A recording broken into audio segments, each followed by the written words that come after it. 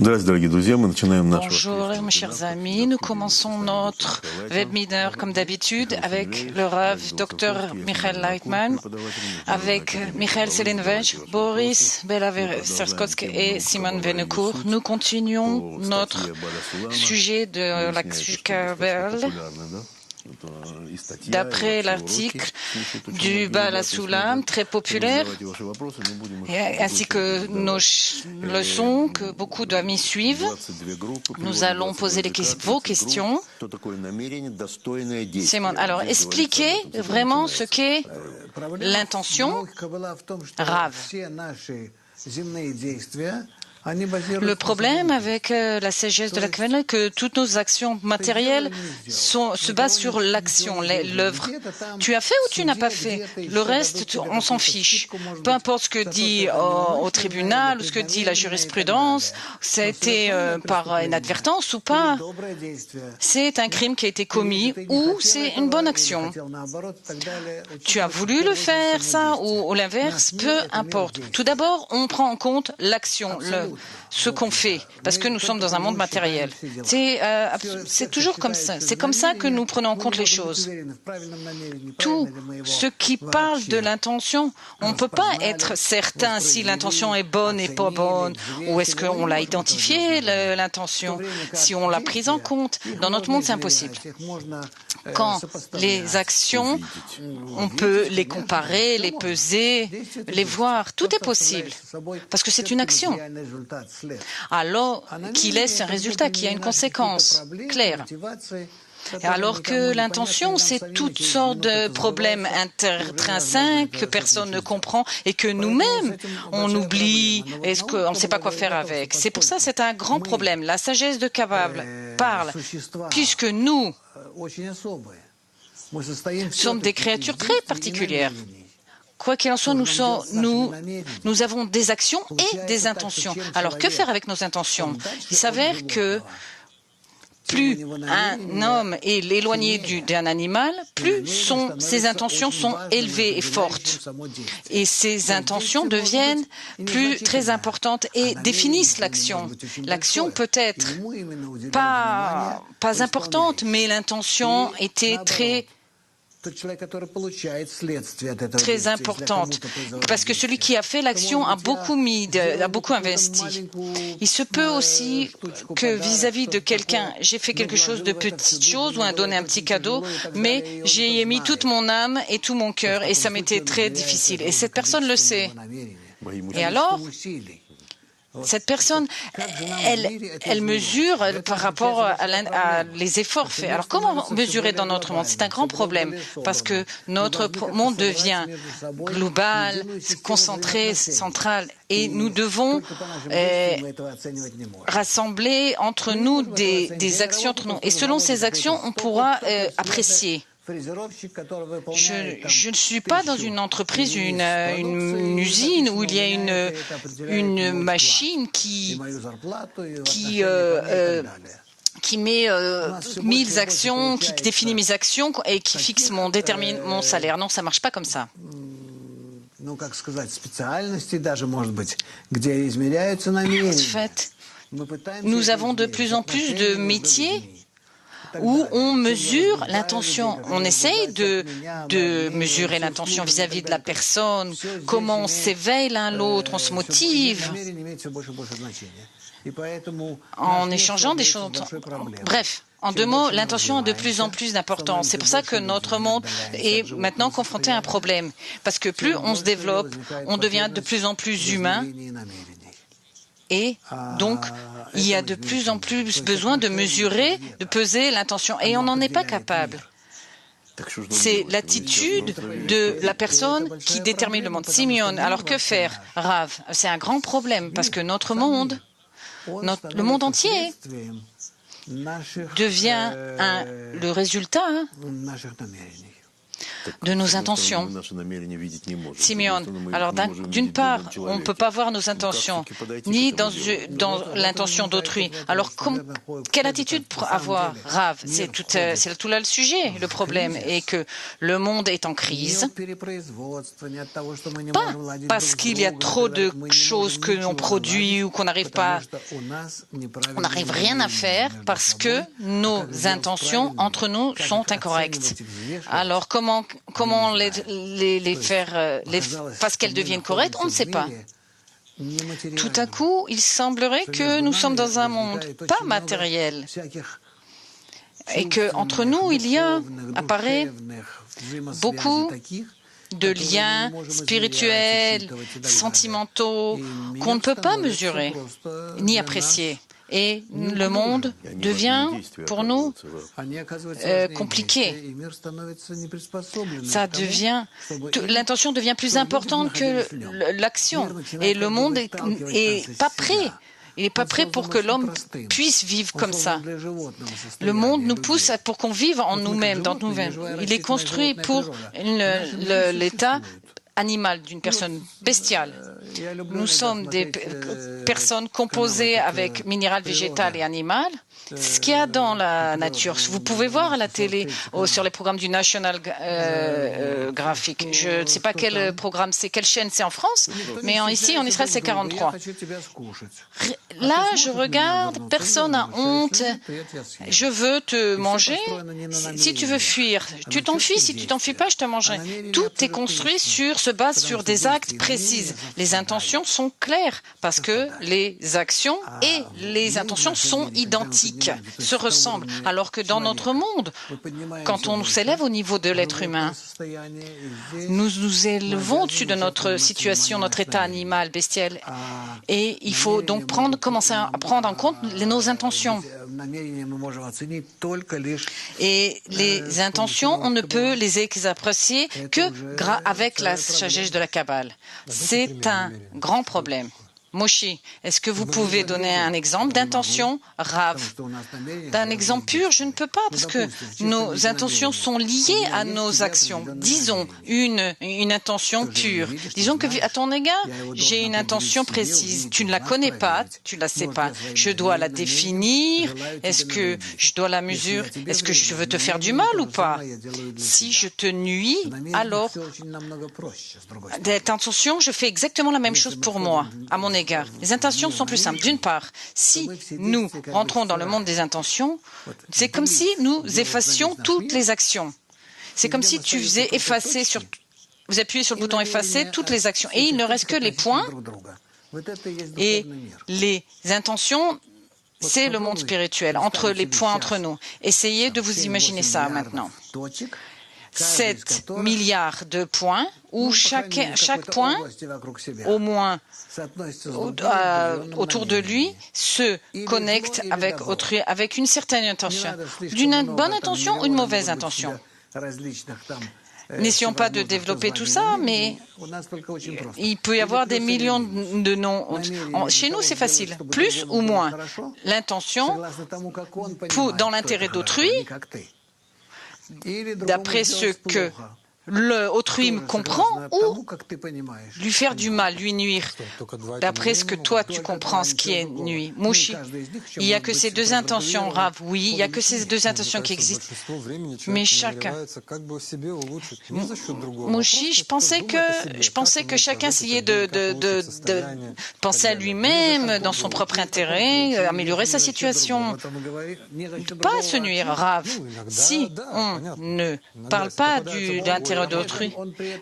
Mouchi, de temps en temps, Rav, si son but est de faire quelque chose de bien ou mal à autrui, oui ou non? Mouchi, vous avez dit à un ouvrier qui travaille dans une usine, il construit des casseroles. Qu'est-ce que c'est que son but? C'est de gagner de l'argent? Rav, ici, on parle des relations entre les êtres humains. Ce sont ces relations qui définissent notre monde ou notre passage dans le monde supérieur. C'est ça que vous devez comprendre. Mouchi, il y a une intention envie de recevoir, c'est naturel. Il y a l'intention à l'égard d'autrui, c'est pas clair, mais peut-être il y a une intention dans mon propre intérêt, mais qui ne nuit pas autrui. Ça, on ne prend pas en compte. Non, Rav, non, ça, c'est toujours un, deux. C'est ou dans mon intérêt ou dans l'intérêt d'autrui. Mouchi, pour autrui, c'est dans une bonne intention. Et si c'est pour moi-même, c'est égoïste. Maintenant, Rav, nous clarifions toutes les intentions qui peuvent exister en une personne. Et on ne prend en compte que les intentions entre les gens. Elles sont soit positives, soit négatives. Si elles sont positives à l'égard d'autrui, ça s'appelle spirituel. Et si elles sont négatives, elles s'appellent matérielles. Toutes les intentions matérielles ne sont que égoïstes aux dépens d'autrui. Boris, les actions et les intentions chez les animaux, elles sont identiques et pas chez les animaux. Rav, les animaux n'ont pas trop d'actions. En fait, c'est instinctif chez eux, alors que chez les êtres humains, les actes peuvent être différents, mais les intentions sont égoïstes. Shimon, vous avez dit que notre monde, c'est un monde de manimal. Question, est-ce que notre monde est pour les gens qui vivent dans ce monde matériel ou pour ceux qui veulent qui ont une aspiration spirituelle? Rav, oui, ce sont des gens qui vivent matériellement, mais qui veulent passer au monde spirituel, qui veulent s'élever spirituellement avec une intention pour donner dans le monde spirituel. Dans le monde spirituel, toutes les actions disparaissent, sont effacées. Rien. Il n'existe que les intentions. Vous avez une carte comme une radiographie où vous ne voyez que les intentions. Soit c'est positif, soit c'est négatif, c'est-à-dire égoïste ou pour autrui. Rav, oui. Si c'est la haine, alors c'est vraiment négatif. Shimon, si il y a une intention pour les enfants, c'est considéré pour les enfants. Non, Rav, non, c'est juste matériel. On ne pense pas que ce soit bien ou mal. Je prends toujours cet exemple uniquement parce que c'est un exemple. Les mamans, elles n'essayent pas d'avoir une intention. La nature leur a donné cette intention. Question. Pourquoi dans la spiritualité, une intention qui est envers autrui est positive, Rav? Parce que ça ressemble à la force générale de la nature qui s'appelle le Créateur. C'est tout. Et l'homme, dès l'instant où, à un certain degré, veut ressembler au Créateur, alors, par cela, c'est considéré comme spirituel. En cela, il s'appelle Adam, qui ressemble au Créateur en hébreu. Mouchi. Donc, si on oublie le monde et qu'on laisse que les intentions, qu'est-ce qu'on verrait? Que les intentions, là. Mouchi. On verrait que les intentions. Tout le reste, ce sont que de la chair matérielle. Mouchi. Est-ce qu'une personne naît avec une intention ou deux intentions? Rav. L'homme est né avec une intention bestiale dans son propre intérêt. Mouchi. Toujours dans son propre intérêt aux dépens d'autrui? Rav. Dans ton propre intérêt, c'est toujours aux dépens des autres, parce que nous sommes dans un système fermé. Même si je ne cours pas après un but vis-à-vis d'autrui, quoi qu'il en soit, je suis lié à autrui. Mouchi, alors tu dis que il n'y a pas d'autre situation. Rav, évidemment, il n'y a pas d'autre situation. Mouchi, qu'est-ce que les altruistes dans ce monde? Non, Rav, ils sont juste des égoïstes cachés. Ils n'essayent pas de faire quelque chose en vue d'autrui. C'est leur nature naturelle qui leur pousse. Shimon, l'attitude de la personne n'est pas le résultat de ce que le Rav a fait. Ce que le Créateur. Rav, comme il est écrit, va voir le Créateur qui m'a fait. Si tu as un problème, plains-toi lui. Simon. De comprendre cela, c'est déjà avancé. Rav, bien sûr, on avance. Notre problème est que nous devons nous corriger. Et il faut voir ce que le Créateur a fait. Et nous, on devra corriger. Boris, si le kabbaliste a une intention très forte, tout est déterminé parce que décident les kabbalistes. Rav, non.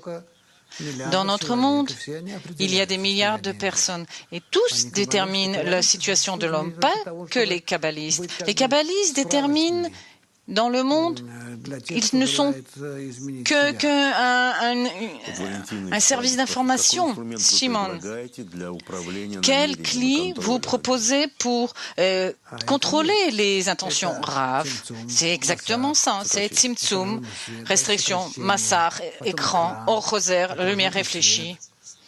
Tzimtzum, massar, or choser, qui relie avec la lumière directe. La lumière, c'est l'intention pure positive. Dans la mesure où je me suis en conformité avec, je peux agir. Mouchi, les intentions sont cachées, n'est-ce pas? Les intentions des autres sont également cachées. Pourquoi c'est comme ça? Si les intentions étaient dévoilées, ce serait plus facile de vivre. Rav, alors tu serais comme un animal. Tu agirais dans les intentions comme dans tes actes matériels. C'est précisément construit comme ça pour que l'homme puisse se changer et découvrir progressivement ses intentions et les corriger et soit en contact avec le Créateur. Mouchi, et pourquoi les intentions égoïstes sont cachées de l'homme? J'ai des doutes que les gens soient d'accord avec vous en disant que les personnes n'ont que des intentions positives. Négative, pardon. Personne ne dit ça, n'est d'accord. Les gens disent que non, ils ont aussi des intentions positives. Mais dire que toutes nos intentions sont négatives, les personnes vous croiraient. C'est écrit dans le Zohar qu'il en est ainsi, mais alors, Rav, non.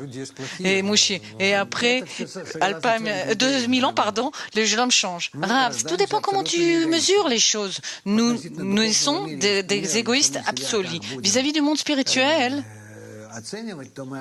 si nous mesurons, nous découvririons, nous sommes des créatures en panne, déglinguées.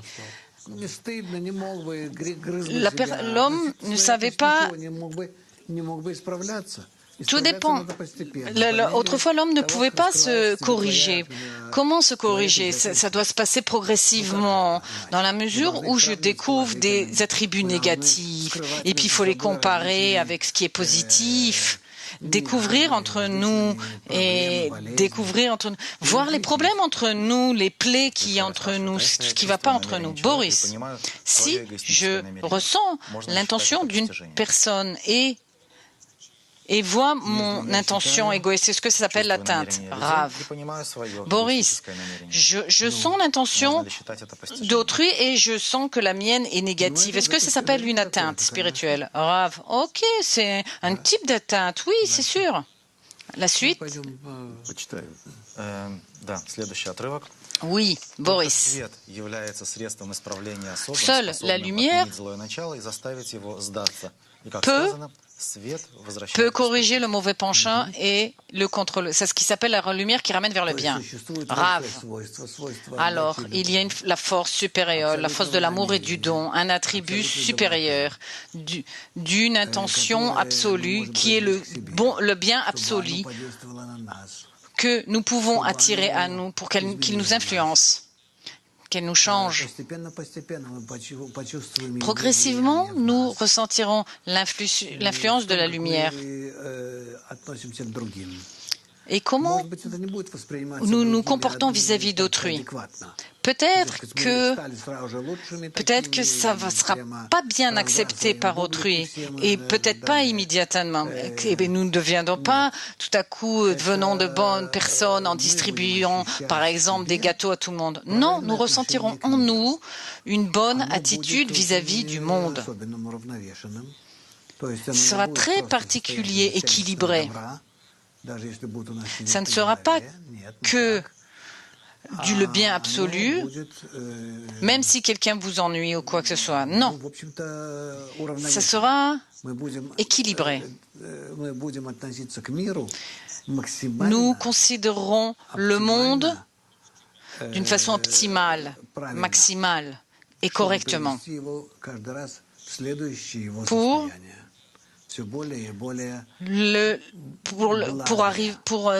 parvenir à sa prochaine situation, pour qu'il soit encore meilleur, pour que les relations entre nous s'améliorent encore et encore. Parce que le monde doit être composé. C'est pour ça que les relations entre nous ne sont pas simples, elles sont compliquées et différentes, à plusieurs dimensions. Parfois, on voit que nous sommes devenus nous nuisons de plus en plus au monde au lieu de faire du mal. Simon, on parle de la lumière qui ramène vers le bien. La question, est-ce que les livres de Kabbale influencent une personne si elle les lit seule ou il faut lire ensemble? Le Rav, également en lisant seul. Vous lisez les livres de Kabbale comme vous le voulez, mais on vous conseille que ce soit les bons livres authentiques et qui soient compatibles avec votre degré et que vous les lisez correctement. Simon, qu'est-ce que c'est une bonne étude des livres? Quels sont les critères? Rav, la bonne étude est quand tu rentres dans les campus de Kabbale ou nos cours de Kabbale, où là, il y a une liste de livres à lire et ce que tu liras. Simon, comment tu travailles avec les livres? Rav, j'ai déjà lu beaucoup de livres et plusieurs fois. Il y a beaucoup d'articles, de lettres que j'ai lu plus d'une centaine de fois. Et à chaque fois, j'y trouve quelque chose de nouveau. Alors, il n'y a pas de source dans la Kabbale que je ne connais pas ou que je n'ai pas étudié. Shimon, qu'est-ce que ça veut dire travailler sur des sources? Rav, ça veut dire que je lis ça veut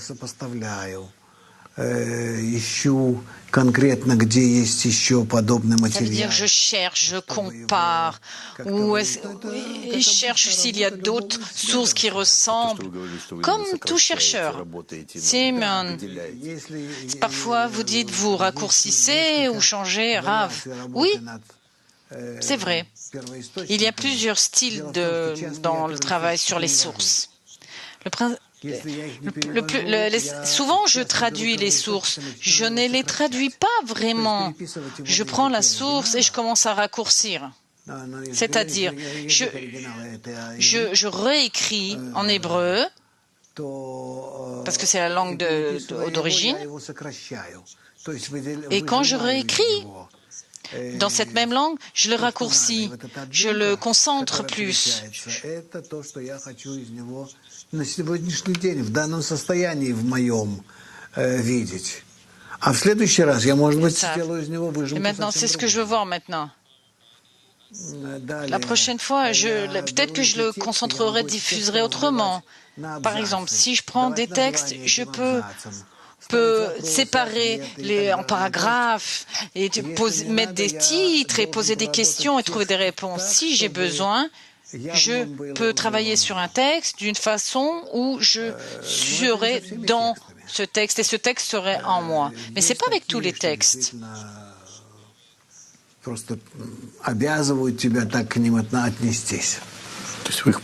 Mais on doit... Simon, alors vraiment, vous les mâchez vraiment comme les manger. Boris, les livres apportent une connaissance. Mais comment vivre selon un livre? Rav, non. La connaissance que les livres m'apportent, ça ne m'intéresse pas. C'est même l'inverse. Depuis, il y a 40 ans, j'ai vécu cette période où je voulais lire et savoir. Non. Je lis toutes les sources depuis longtemps uniquement pour les ressentir, uniquement pour qu'elles changent quelque chose en moi.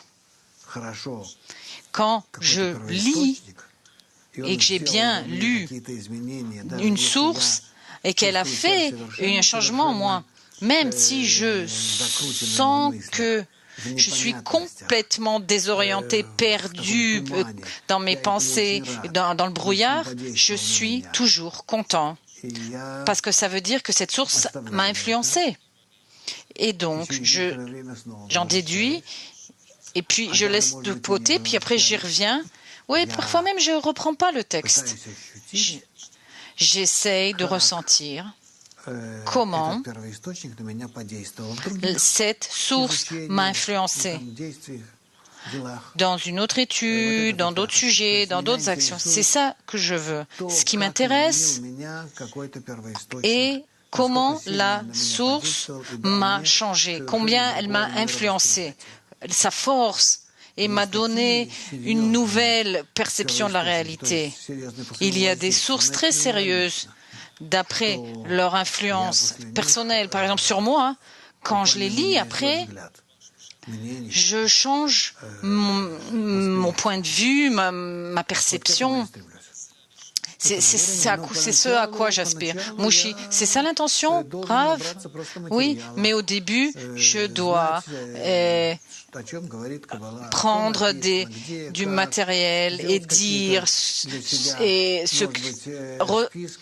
prendre tout ce qu'il y a dans la Kabbale et me faire une liste des termes. Aujourd'hui, c'est facile avec un ordinateur. Moi, je me faisais des pages entières où je notais. Je ne notais pas, mais je faisais comme... J'imprimais toutes sortes d'expressions ou des versets ou des définitions, puis après je les comparais. Je regardais si c'était correct ou pas, si c'était vrai ou pas. Mais c'est un travail. Et c'est comme ça qu'on grandit. Je vous conseille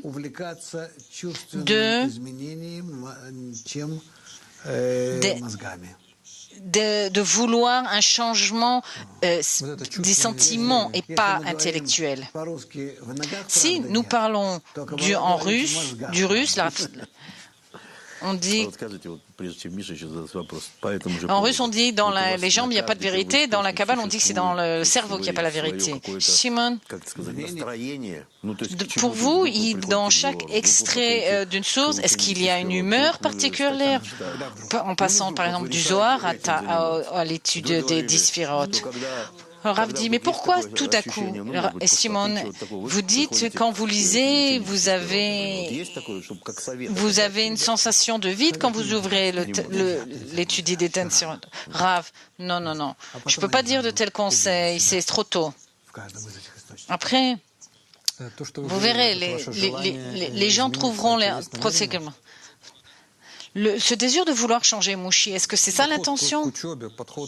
Cette approche de l'étude, Rav, ce n'est pas encore l'intention, mais c'est la base sur laquelle grandira l'intention. Mouchi, est-ce que la personne doit savoir ce qu'elle doit corriger? Rav, je veux changer vis-à-vis du Créateur.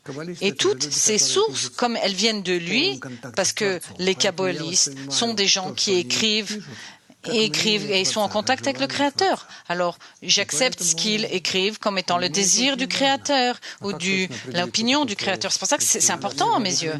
Mouchi, comment définir ce qu'est le Créateur? Rav, ça ne m'intéresse pas, moi. Mouchi, mais moi je veux être comme lui. Rav, si je suis les kabbalistes, je deviendrai comme lui. Je ne le vois pas. Je vois leurs conseils et leurs commentaires et j'essaie de les appliquer et de les suivre. Mouchi, mais je fais comment d'après ce que je comprends. Rav, donc tout vient, pense, fais comme tu penses qu'il faut faire. Simon, comment l'homme influence la nature minérale, végétale, animale? Les changements climatiques, tout et tout. Rav, comme toute la nature est intégrale et liée, tout est lié, relié, alors c'est sûr, notre comportement vis-à-vis de la nature influence toutes les autres parties de la nature. Si nous influençons la partie supérieure de la nature, c'est-à-dire l'être humain, alors nous influençons évidemment toutes les parties minérales, végétales et animales. Et inversement, si on influence sur le minéral, ça influencera très peu sur l'animal et encore moins sur l'animal. Si c'est bien notre problème, les problèmes climatiques. C'est nous qui sommes à l'origine de tous les problèmes dans le monde. Moshi, l'humanité existe depuis 10 000 milliers d'années. Toujours on a eu des intentions négatives. Rav, non, on n'a jamais fait ça. On n'en était pas capable, par nos intentions, de changer quelque chose. C'est que maintenant, depuis le début du XXe siècle. Jusque-là, non. Regardez ce que nous avons fait depuis le XXe siècle. Parce que l'humanité est rentrée, comme le disent les kabbalistes, et a commencé une nouvelle période. Aujourd'hui, avant, il y avait 2 milliards d'habitants. Maintenant, il y en a 8. Donc, ces 100 dernières années, nous avons fait sortir de l'équilibre, déséquilibrer tous nos systèmes. Shimon, 2 milliards ne peut pas corriger l'égoïsme. Pour ça, il faut 8 milliards. Rav, si nous nous développons correctement, on n'aurait pas eu besoin de ces 8 milliards. Boris, la lumière qui ramène vers la bien, comme nous avons lu. Quelle est cette force? Qu'est-ce que cette lumière? Où elle me ramène? Rav, l'attribut du don et de l'amour, l'attribut d'une bonne connexion avec toutes les âmes. C'est ça la lumière qui ramène vers le bien.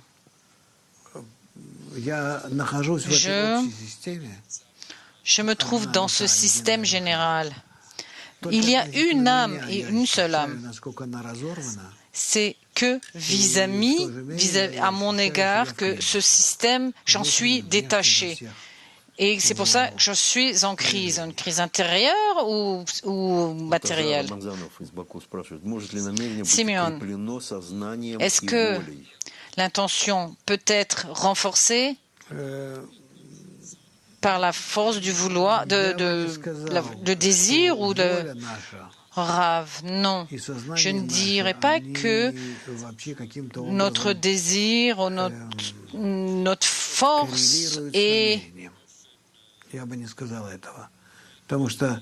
n'ont aucun contact avec l'intention.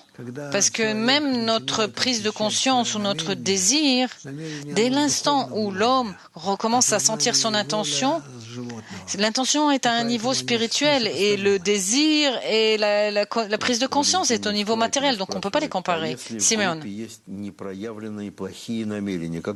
si dans le groupe, il y a des intentions négatives, qui ne s'expriment pas, qui n'ont pas été dites. Rav, évidemment qu'il y aura des intentions négatives, il y aura même la haine jusqu'à leur correction. Donc il y aura toujours des corrections, Simon. Alors, donc c'est comme ça qu'on avance. Rav, évidemment. La découverte des maladies et leur guérison. Quel est le lien entre les intentions et les émotions, a dit Mouchi, Rav? En fait, aucun lien. L'intention, c'est notre âme. C'est notre composante spirituelle. Tout le reste relève du corps animal. Mouchi, une seconde. Si je regarde quelqu'un et je veux en profiter, je veux m'en servir dans mon propre intérêt. C'est naturel. Je comprends que je veuille m'en servir. Alors, qu'est-ce que c'est? Rav, ça ne veut rien dire. C'est juste une situation bestiale. Mouchi, c'est pas ton âme. Mouchi, quoi? C'est pas une âme bestiale, une âme? Rav, non. C'est une intention. Mais elle n'est pas spirituelle, elle est matérielle. s'appelle Mushi, mais c'est une intention. Ça reste toujours une intention qui est liée à mes émotions et à mon intellect. Et Rav, évidemment, tout est lié, mais les vraies intentions, celles qui sont en faveur d'autrui, sont à un autre degré. En sortant de toi-même, en t'élevant au-dessus de toi-même, quand tu sors de toi-même, tu laisses toute cette clipa, toute cette enveloppe, et tu commences à travailler dans l'intérêt d'autrui, avec cette intention. Pas l'intention que eux, les autrui, pensent que c'est dans leur propre intérêt, ni la bonne chose que toi tu penses, mais l'intention que tu reçois d'en haut. C'est comme ça que tu te comportes vis-à-vis d'autrui. C'est ce qui s'appelle la situation de l'âme, du monde supérieur, Mushi. Et cette intention supérieure, est-ce qu'elle a des sensations, des sentiments, quelque chose différent, Rav? L'intention, c'est déjà une émotion et un sentiment. Mushi, ça comporte aussi quelque chose de spirituel.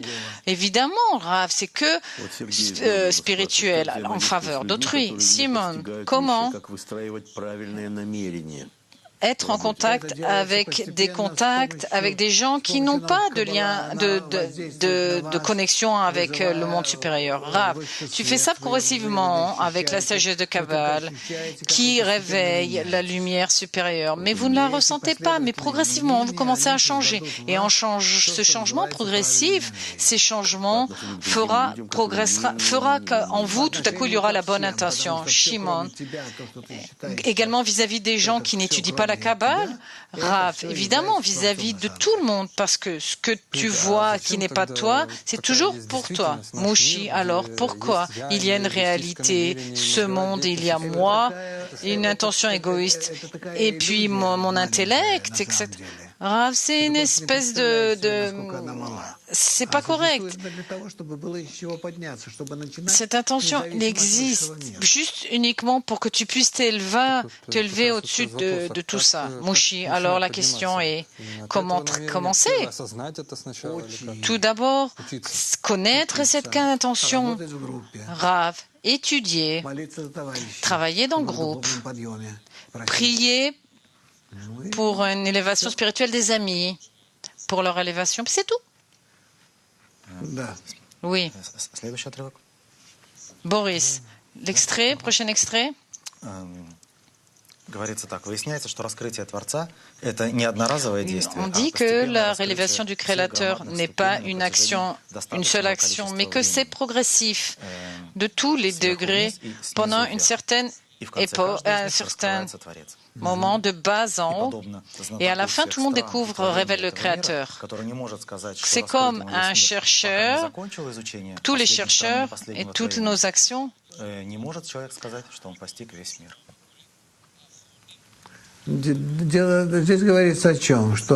Excusez-moi, la traduction est pas bonne. Rav. Ça veut dire qu'il y a un système énorme de désirs. Au-dessus des désirs, il y a les intentions que nous devons développer et connecter ensemble. Et dans ces connexions de bonnes intentions, nous créons notre âme. Les désirs restent en bas.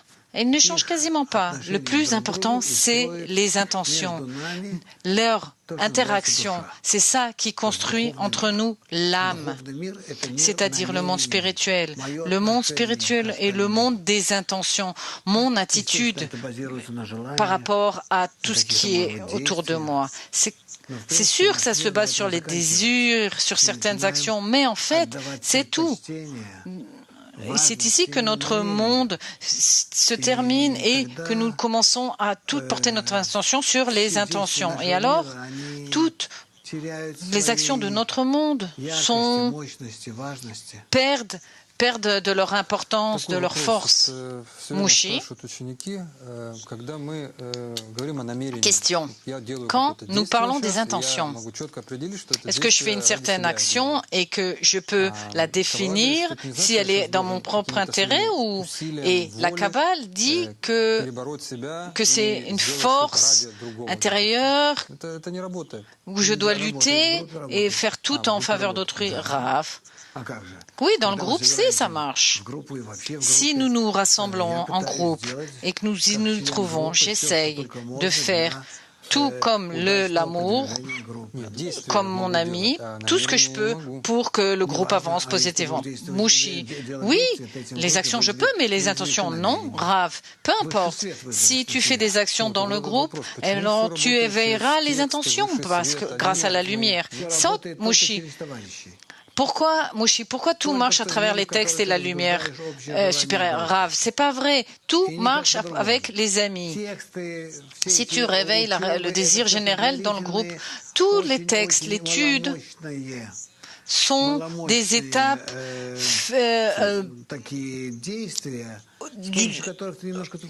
qui en avance, que tu fais l'avance pour te rapprocher, mais l'influence positive sur le groupe, c'est uniquement si tu pousses les amis pour qu'ils avancent spirituellement. Mouchi, est-ce qu'il y a des exemples? Par exemple, il y a Boris, je veux faire quelque chose de bien, lui faire du bien, et je vois qu'en fait, je veux en profiter, je lui fais.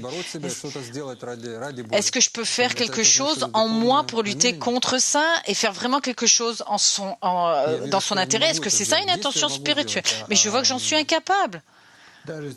Je peux faire une action positive, mais pas l'intention. Rav, même si tu fais une action, une bonne action, qui te semble positive, sans la bonne intention, c'est déjà bien. Ok, Mouchi, ça marche dans le groupe. Est-ce que les gens autour de moi, ma famille, ça marche aussi? Est-ce que je dois mesurer aussi mon intention? Rav, non, je ne ferai pas ça.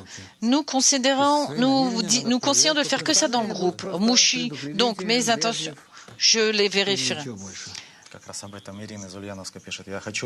Boris, est-ce que je vais aimer mes amis, mon mari, mes enfants, mes parents? Ça ne me plaît pas qu'il faut juste appliquer dans le groupe, tu aimeras ton prochain comme toi-même. Rav, pour développer son âme, il faut être égoïste et s'élever au-dessus de notre ego et développer les bonnes relations entre nous, dans la famille, avec les proches. On ne peut pas avoir des bonnes relations. C'est pourquoi on n'en parle pas. On ne peut pas dire qu'on puisse se développer là-bas spirituellement. Avec votre entourage, vous devez vivre correctement au niveau animal. Mouchi, pourquoi c'est construit comme ça, Rav? Tu expliqueras par la suite. Tu ne dois pas critiquer maintenant. Si ça t'est pas clair, alors tu critiques et tu dis que tu critiques. Dis plutôt que tu comprends pas. Mouchi, mais les gens se comportent comme ça, qui veulent servir de sa famille pour s'en servir. Quelle possibilité, dit Rav? Comment tu peux réaliser tout ça dans ta famille? Simone, mais ma correction me permet d'avoir une bonne attitude dans ma famille. Ok, Rav dit, c'est clair que j'ai besoin de tout ça. C'est clair. Évidemment, le transmettre à ma famille, la bonne attitude, autrui, c'est sûr, à mon entourage proche, c'est clair. Mais pas me servir d'autrui. Je ne peux pas devenir un kabbaliste, atteindre le Créateur en me servant de mon entourage proche. J'ai besoin du groupe. C'est uniquement dans le groupe, si je veux atteindre le monde spirituel et le faire le plus rapidement possible, je dois le faire uniquement dans le groupe kabbaliste, dans mon groupe kabbaliste, et avec mes enfants, ma femme, ma belle-mère, etc. Fais ce que tu veux. Fais des groupes, fais ce que tu veux, mais tu ne dois pas le faire ça avec tes amis. Shimon, alors, si mon mari étudie la Kabbale, est-ce qu'il m'aimera plus ou moins? Rav, c'est une bonne question. Je ne sais pas pour ce que c'est pour elle l'amour, alors donc je ne veux pas en commencer à parler parce que dans la définition de l'amour, on ne sera déjà pas d'accord. L'amour, comme je le comprends, c'est quand une personne commence à avancer et et veut ton progrès spirituel. Et pour toi, l'amour, c'est au niveau matériel de ton mari. Tout le monde peut comprendre ce que tu t'imagines. Shimon, si c'est un couple qui étudie la Kabbale et qui veulent un avancement spirituel, est-ce qu'il y a une utilité? Rav, évidemment qu'ils avanceront. Je vous le dis à nouveau. L'essentiel de l'avancement spirituel, c'est dans le groupe, c'est tout. Vous ne commencez pas à changer mon opinion, vous n'y arriverez pas. Je suis sûre, je suis en faveur qu'un couple étudie, mais le vrai avancement spirituel, où une personne peut ressentir à combien elle est égoïste et mauvaise, c'est pas avec sa femme ou ses enfants, c'est avec les amis. Et ne changez rien, ne commencez pas. Vous faites ça et ça vous perturbera. Et vous commencerez à travailler, même pas. Et en fait, vous avancerez pas. Ok, Mouchi, c'est une avance. Alors, ok, avec la famille, c'est clair. Quoi avec les gens avec qui je travaille? Nous avons des gens autour de moi avec qui on travaille qui n'étudient pas. Alors, Rav, comment je me comporte avec eux? Eh bien, je suis poli. Je me comporte correctement. Pas plus que ça. Mouchi, mais tirer avantage d'autrui, profiter d'autrui, ça ne s'exprime pas dans le travail. Rav. Mais je vais vous donner l'exemple du Rabash. Il quittait sa famille une semaine et il, en fait, construisait la route entre Jérusalem et Hébron.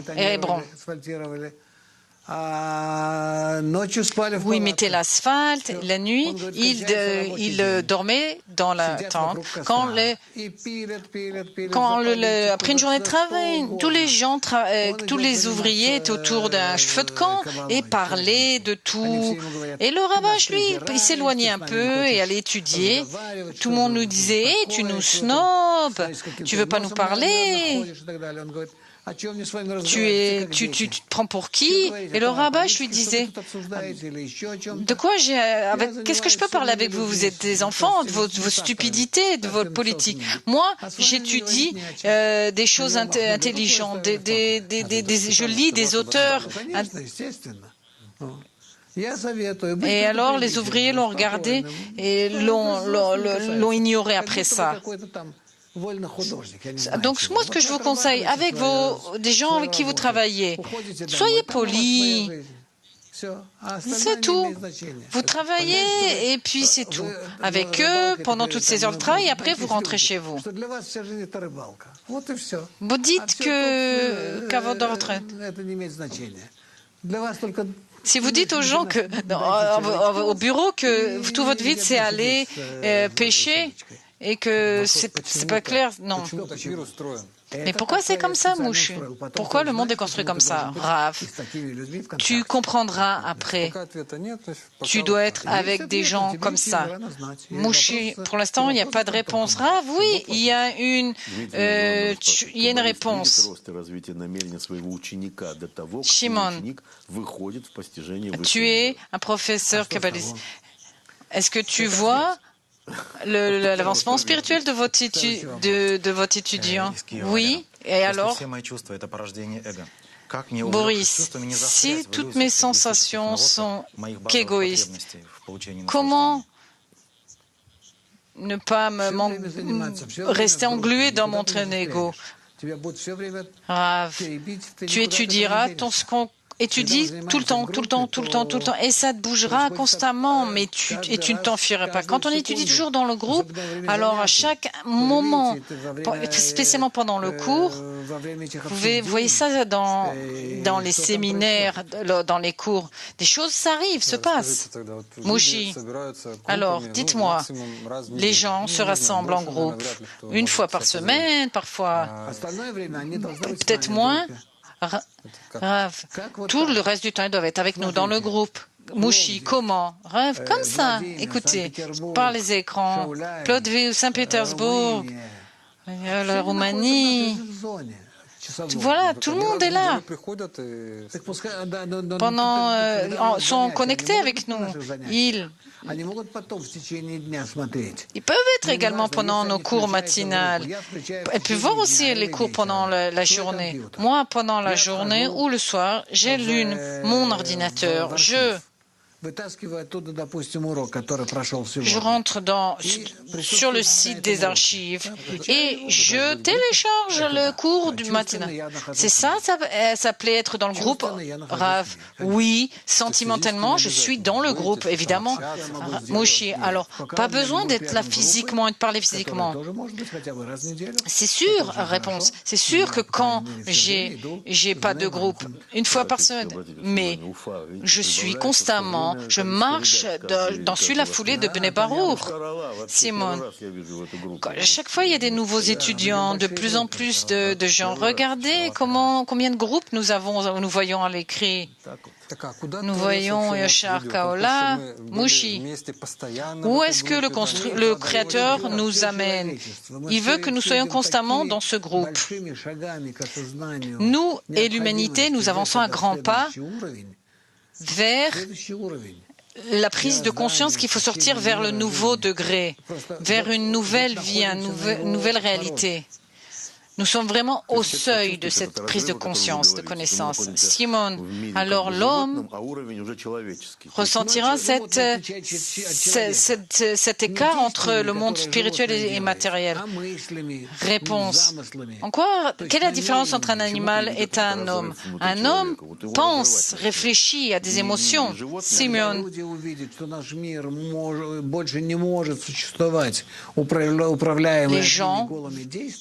Les gens, verront que les gens ne peuvent plus exister, vivre comme tels quels. En faisant... Et les gens verront qu'ils doivent changer. Mushi. Quel est le minimum ou le maximum? Par exemple, un temps minimum dans le groupe, il faut dormir 8 heures, il faut faire tant de sport. Combien d'heures pour être dans le groupe, pour avancer? Réponse. Je dirais 1 heure par jour. C'est bien. Si chacun d'entre nous passe au moins 1 heure par jour et est capable d'écouter de ce que nous étudions. Alors, Mac Online, Boris explique de Mac Online en russe, 1 fois par semaine, possibilité d'étudier tous les jours par Internet. Il y a des séminaires pour la fin de semaine. C'est assez facile. Réponse. Bravo. Oh, super, c'est bien. Boris. Il nous reste 4 minutes. Est-ce que la mort peut faire avancer une personne au niveau spirituel, mais à son degré le plus bas? Réponse. Non, il faudrait carrément un autre cours pour parler de ça, de la mort et de l'avancement spirituel. Hop, excusez-moi, Boris, la question, mais hop, c'est effacé. Boris, si tout découle de l'ego, Pardon. Est-ce que nous pouvons corriger nos actions par nos intentions? Réponse. Bien sûr, évidemment, même au tribunal. Quelqu'un vient, quelqu'un qui a frappé autrui et que ses intentions soient apparentes, soient connues. Cela peut changer complètement le verdict. Le juge uniquement l'intention en fonction. Parce que qu'est-ce qu'on peut faire juger juste l'intention? Question de l'onde. Qu'est-ce que la récompense dans la Kabbale? Réponse. C'est l'avancement, se rapprocher du Créateur. C'est-à-dire la correction, une plus grande correction de l'intention. Boris, pourquoi est-ce que je dois devenir un partenaire égal au Créateur? Pourquoi je dois être son partenaire? Réponse. Après, ça n'existe pas, le mot après. Parce que l'entrée dans le monde spirituel, ça n'existe pas, tout ce qui est de temps, espace. Parler de la continuité de nos actions qui sont toujours limités par le temps, l'espace. Dans le monde spirituel, il n'y a pas toutes ces limites. Boris, comment je peux mesurer mon intention négative vis-à-vis d'autrui? Réponse. Non, ce n'est pas une bonne question. La question n'est pas correcte. Si, tout d'abord, je ne ressens pas mes intentions. Si, je ressens l'action d'autrui à mon égard, qu'elle est négative, qu'est-ce que je dois faire?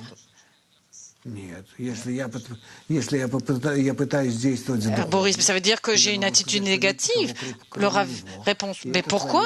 Non, si j'essaye d'avancer spirituellement, je me dis qu'il n'y a rien hormis lui, que c'est le Créateur qui m'oriente à travers l'action de cette personne. En fait, c'est pas cette personne, c'est le Créateur qui me crée toute cette image et cette situation. Et c'est comme ça que j'agis vis-à-vis d'autrui et d'une façon plus équilibrée. Pour moi, cette personne n'est pas dangereuse, n'est pas une source négative, à mon accord. C'est le Créateur qui agit à travers cette personne. Boris, dernière question, que faire? Être dans l'intention et m'unir ou de faire des actions définies vis-à-vis de l'unité? Réponse, des actions spécifiques vis-à-vis de l'unité nous aident davantage dans ce monde. Nous verrons dans l'avenir comment ces actions deviendront de plus en plus spirituelles. Ok, un cours en ligne, les fondamentaux de la Kabbale en russe, ça commencera le 12 avril. Et il y a également un cours de 7 jours. Rav, qu'est-ce que je peux vous dire? La semaine prochaine, essayez d'être avec nous pendant les cours, précisément parce que tous ces cours seront dédiés à la sortie de l'ego. C'est l'essence de la fête de Pâques, Pessah, sortir de l'exil et d'entrer dans le monde spirituel. De bas en haut.